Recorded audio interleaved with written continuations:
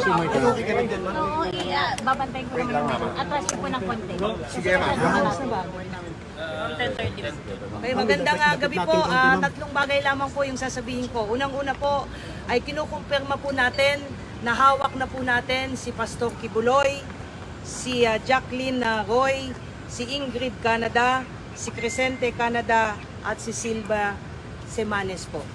Nakuha po natin yung custody po nila around 5:30 this afternoon at mga bandang 6:30 po ay nilipad po natin sila mula po sa Davao at papunta po dito sa Villamor po tayo lumabas. Lumapag po sila ang C-130 lulan po nitong mga nasabing individual at nakakating po sila dito sa Villamor na around 8:30 ng gabi at nakakating po tayo dito sa custodial facility na mga around 9:10 ng gabi po. Sa ngayon po ay nag-undergo po sila ng booking process. Kasama na po dyan yung fingerprint at mugshot at natapos na rin po yung physical and medical examination. At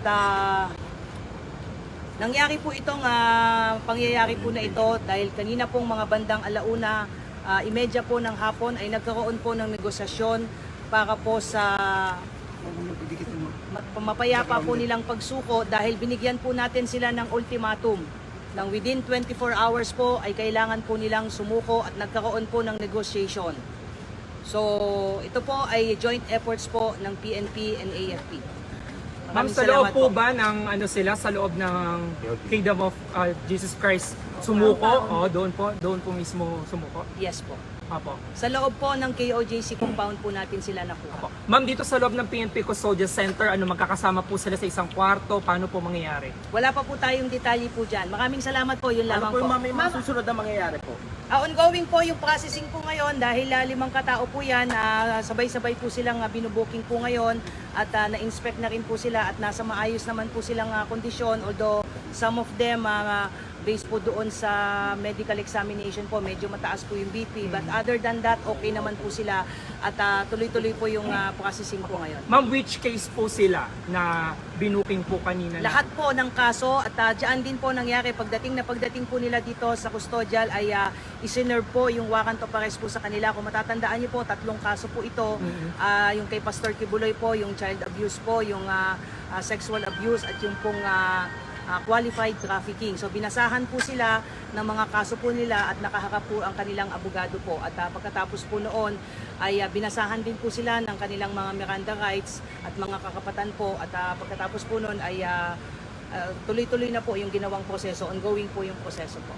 Ma'am, paling na ng 24 hours ultimatum po na nabanggitin nyo kanina. Nagbigay po ang PNP po ng ultimatum po na sumuko po sila. Otherwise po ay papasukin na po natin yung isang particular building na hindi po tayo pinapayagan pong pumasok. So nagkaroon po ng negotiation ang PNP na kinatawan po ng intelligence group at ISAP. Pinagtulungan po ito that led to the peaceful surrender po ni Pastor Kibuloy at 4 pa at papasalamat po tayo doon sa naging mapayapa pong at least itong proseso po na ito. Ma'am, saan in particular sila ma'am nagtago?